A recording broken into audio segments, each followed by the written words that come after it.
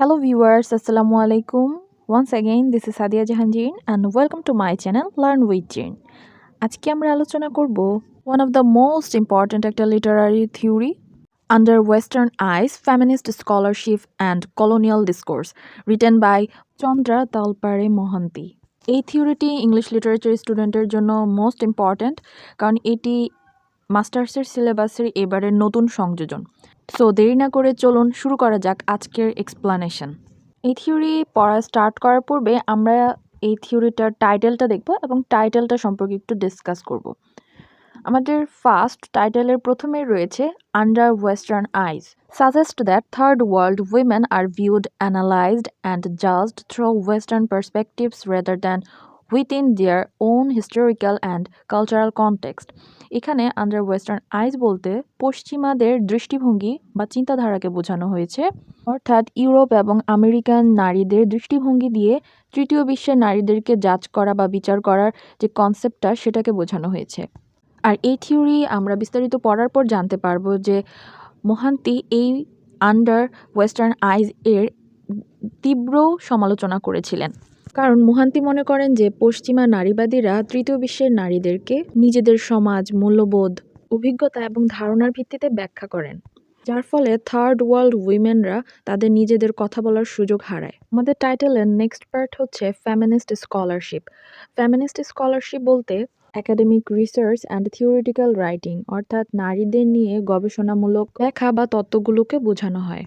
মোহান্তির মতে সব নারীবাদী গবেষণা ভালো হলেও কিছু পশ্চিমা নারীবাদী গবেষণা নারীদের উপর তাদের অজান্তেই আধিপত্য বিস্তার করে, কারণ তারা থার্ড ওয়ার্ল্ড উইমেনদেরকে সিঙ্গেল একটা গ্রুপের আন্ডারে ফেলে দেয় এবং তাদের যে নির্দিষ্ট জাতি, শ্রেণী, ইতিহাস, ঐতিহ্য রয়েছে সেটাকে সরাসরি ইগনোর করে এবং পশ্চিমা নারীবাদদের নিজস্ব অভিজ্ঞতাটাকে তাদের উপর চাপিয়ে দেয়। আমাদের টাইটেলের নেক্সট টপিক হচ্ছে কলোনিয়াল ডিসকোর্স।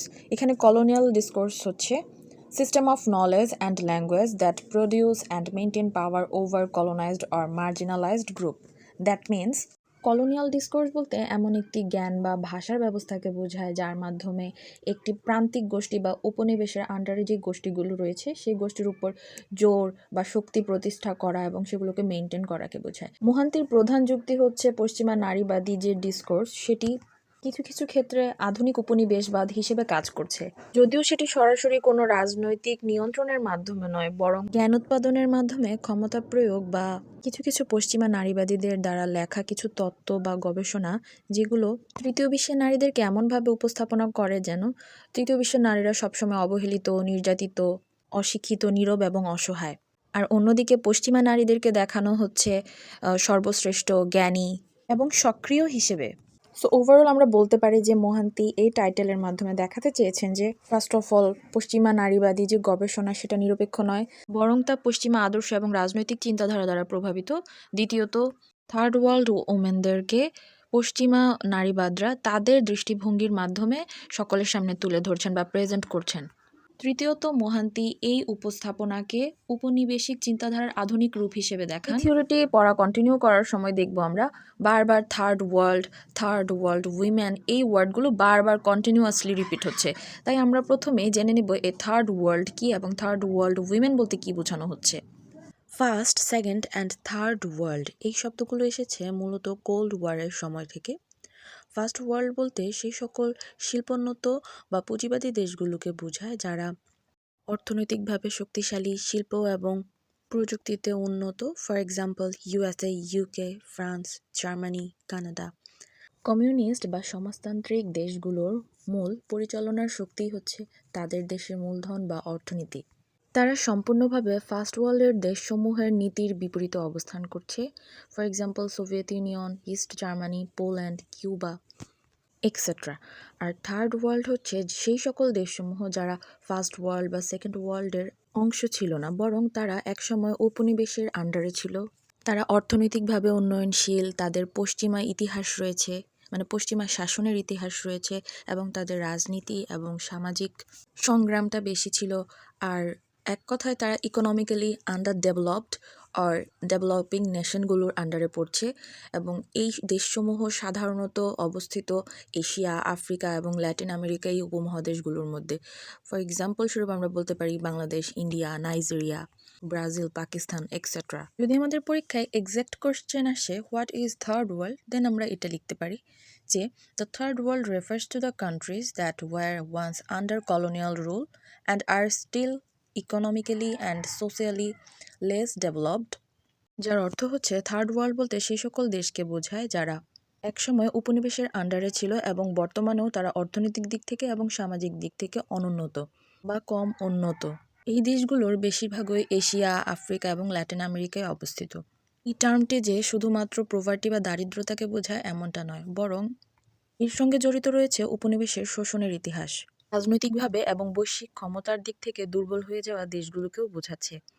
মোহান্তির মতন অন্যান্য গবেষক বা স্কলার্সের মতে পশ্চিমা লেখকেরা প্রায়ই তৃতীয় বিশ্বের মানুষদের, স্পেশালি নারীদেরকে নিয়ে যেই লেখালেখি বা গবেষণাগুলো করেন সেখানে তারা সবসময় তুলে ধরেন যে থার্ড ওয়ার্ল্ড উইমেনরা নিষ্ক্রিয়, দুর্বল, নির্যাতিত এবং অসহায় হিসেবেই তাদেরকে উপস্থাপন করেন তাদের লেখালেখিতে, যা একটি আনফেয়ার জেনারেলাইজেশন বা অন্যায় সাধারণীকরণ। আর ঠিক সেই কারণে আজ থার্ড ওয়ার্ল্ড ক্রিটিসাইজ হচ্ছে, সমালোচিত হচ্ছে, কারণ এটি স্টেরিওটাইপ বা আনইকুয়াল যে পাওয়ার রিলেশন, অসম একটা ক্ষমতার সম্পর্ককে আরও শক্তিশালী করে তুলছে। এবার আমরা জেনে নেব what is third world women. Under western eyes গ্রন্থে চন্দ্রাটি মোহান্তি পশ্চিমা নারীবাদী গবেষণায় তৃতীয় বিশ্বের নারীদেরকে যেভাবে উপস্থাপনা করা হয় তাকে সমালোচনা করেছেন। মোহান্তি বলেন যে পশ্চিমা নারীবাদীরা প্রায় তাদের গ্রন্থে বা লেখালেখিতে থার্ড ওয়ার্ল্ড উইমেনদের নির্যাতিত বা একই গোষ্ঠীতে দেখায়। আর এই ধরনের উপস্থাপনায় এশিয়া, আফ্রিকা, মধ্যপ্রাচ্য, ল্যাটিন আমেরিকার মতন দেশসমূহে নারীদের সংস্কৃতি, ধর্ম, ঐতিহ্য এবং রাজনৈতিক পরিস্থিতির ভিন্নতাগুলো উপেক্ষিত বা নেগলেক্ট হয়। And Mohanty points out that this mode of representation operates through a colonial or imperial gaze. Mohanty বলেন যে পশ্চিমাবাদের লেখালেখির ধরনটা যেটা তারা উপস্থাপন করে তা একটি উপনিবেশিক বা সাম্রাজ্যবাদী দৃষ্টিভঙ্গি হিসেবে কাজ করে। এই উপস্থাপনার মাধ্যমে পশ্চিমা নারীবাদীদেরকে স্বাধীন বা আধুনিক হিসেবে উপস্থাপন করা হলেও অপরদিকে তারা থার্ড ওয়ার্ল্ড উইমেনদেরকে শোষিত, নির্যাতিত, দুর্বল, গরিব, অবলা হিসেবে দেখাচ্ছে, যার ফলশ্রুতিতে তৃতীয় বিশ্বের নারীরা তাদের নিজেদের ক্ষমতা, প্রতিবাদ, প্রতিরোধের যে কণ্ঠস্বর অর্থাৎ তারা কথা বলারই সুযোগ পান না। সো অ্যাট লাস্ট দেখা যায় যে নারীবাদী যে কণ্ঠস্বর বা উপস্থাপনা সেগুলো নারীদের প্রতিবাদী বা মুক্তির হাতিয়ার না হয়ে বরং এটি একটি নিউ কলোনিয়াল বা উপনিবেশিক ডিসকোর্সে রূপান্তরিত হয়ে যায়।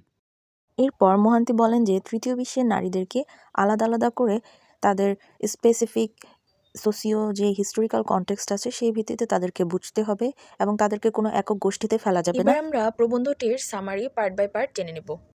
চন্দ্রা তালপারে মোহান্তির এর ইনফ্লুয়েন্সিয়াল এসের under western eyes feminist scholarship and colonial discourse সর্বপ্রথম প্রকাশিত হয় 1984 সালে।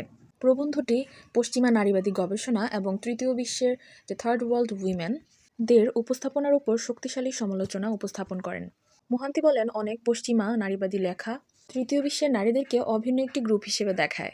তার মতে এই ধরনের উপস্থাপনা ঔপনিবেশিক ক্ষমতার পুনরুৎপাদন করে আর বিশ্বজুড়ে নারীদের সংহতি এবং ঐক্য গড়ে ওঠার সম্ভাবনায় বাধা সৃষ্টি করে। পরবর্তী ধাপে মোহান্তি বলেন যে পশ্চিমা বিশ্বের নারীবাদী গবেষকরা তৃতীয় বিশ্বের বা উন্নয়নশীল দেশের সকল নারীদেরকে একটি একক শ্রেণীতে বা ক্যাটাগরিতে ফেলেন। তারা ধরেই নেন যে সেই সকল নারীদের সমস্যা একই, প্রয়োজন একই, শুধুমাত্র তাদের ভৌগোলিক অবস্থান, ইতিহাস, ধর্ম, সংস্কৃতির পার্থক্য নির্বিশেষে। আর এখানেই মোহান্তি বলেন যে হোমোজিনাইজেশন বা একক শ্রেণীতে রাখার যে টেন্ডেন্সিটা সেটাই বেশিরভাগ গবেষকদেরকে ভুল উপসংহারে নিয়ে যায়, কারণ নারীদের প্রয়োজন এবং অগ্রাধিকার তাদের সংস্কৃতি, সামাজিক এবং ঐতিহাসিক প্রেক্ষাপট অনুযায়ী ভিন্ন হয়। তাই মোহান্তি মনে করেন যে ঠিক এই কারণেই পশ্চিমা বিশ্বের নারীদের কর্তৃক লব্ধ যেই গবেষণা ফলাফল পাওয়া যায় তার সাথে তৃতীয় বিশ্বের নারীদের বাস্তবতা মেলে না। পরবর্তী ধাপে মোহান্তি আরও ব্যাখ্যা করেন যে পশ্চিমা নারীরা প্রায় তাদের অভিজ্ঞতাকে একটি সার্বজনীন মাপকাঠি বা ইয়ারস্টিক হিসেবে ধরে নেন আর সেই মাপকাঠি অনুযায়ী তৃতীয় বিশ্বের নারীদেরকে বিচার করে, আর তাদের এই ধারণাটাই হচ্ছে একটি অসম সম্পর্ককে অর্থাৎ ইনইকুয়াল পাওয়ার রিলেশনশিপকে রেইনফোর্স অর্থাৎ শক্তিশালী করে তোলে। অর্থাৎ পশ্চিমা নারীরা তৃতীয় বিশ্বের নারীদের জন্য বা পক্ষ হয়ে কথা বলছেন, কিন্তু বাস্তবিক অর্থে তাদের সাথে কখনো কথা বলছেন না। মোহান্তি আরও সমালোচনা করেন যে পশ্চিমা নারীবাদীরা তৃতীয় বিশ্বের নারীদেরকে ধর্মের ভিত্তিতে শ্রেণীবদ্ধ বা গ্রুপিং সিস্টেমে ভাগ করছেন।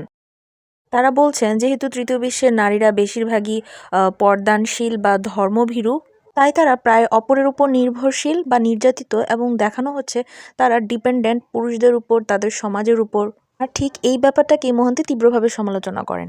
তার মতে এই যে নির্ভরশীলতার উপর ভিত্তি করে তাদেরকে গ্রুপিং করা হচ্ছে, এর মাধ্যমে তৃতীয় বিশ্বের নারীরা আরও বেশি নির্যাতিত এবং নিষ্পেষিত হচ্ছে। পরবর্তীতে মোহান্তি আরও কোয়েশ্চেন করেন বিবাহ, শ্রম, পরিবার নিয়ে। তিনি বলেন যে সব দেশে কি পরিবার একরকম, কাজ একরকম, অথবা নারী পুরুষের ভূমিকা একরকম? যদি এই প্রশ্নগুলোর উত্তর না হয়, তাহলে কিভাবে সকলকে একই নিয়মে বা জেনারেলাইজ করা যায়? পরবর্তীতে তিনি শ্রম বিভাজন নিয়েও বলেছেন, এবং তিনি বলেন যে কাজের ক্ষেত্রটাই যদি আলাদা হয়, যেমন কোনো নারী ঘরে কাজ করে, কোনো নারী মাঠে কাজ করে, এবং কেউ কেউ মাঠে এবং ঘরে উভয় জায়গায় কাজ করে, তাহলে সব জায়গায় নারীরা একইভাবে শোষিত। এই কথাটা কি যথার্থ?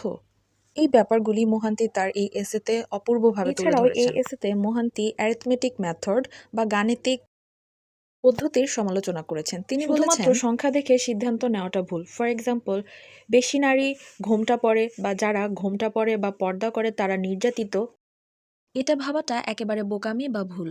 কারণ কেউ কেউ পর্দা করে বা ঘোমটা পরে কিসের জন্য? তাদের ধর্মের নীতি বা রুলস রেগুলেশন মেনটেন করার জন্য।